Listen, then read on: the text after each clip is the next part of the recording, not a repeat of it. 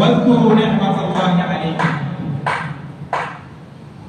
kumbukeni neema ya Mwenyezi Mungu Subhanahu wa Ta'ala juu yenu nyinyi Waislamu.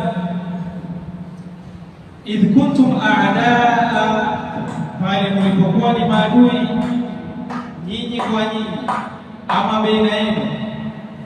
Fa'alafa baina qulubikum, na Mwenyezi Mungu Subhanahu wa Ta'ala akaenda kuunganisha hizo nyoyo ambazo kwamba ilikuwa hazielewani. Fa asbahtum bi ni'matihi ikhwana, na Mwenyezi Mungu Subhanahu wa Ta'ala akatumia nafasi hii kuwafanya nyote kuwa ni Waislamu.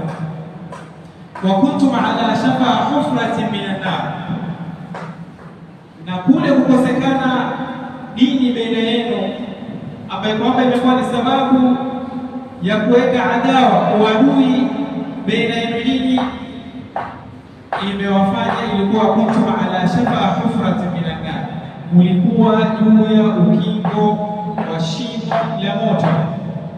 Fa'aqadhakum minha, Mwenyezi Mungu Subhanahu wa Ta'ala alipowaletea dini hii ya Mwenyezi Mungu Subhanahu wa Ta'ala, aqadhakum minha, aliwaokoa kutokamana na shimo hilo la moto ambao kwamba ilikuwa mwalielekea. Tumeokolewa kupitia nani? Tumeokolewa kupitia Mtume Muhammad sallallahu alayhi wa alihi wasallam baada ya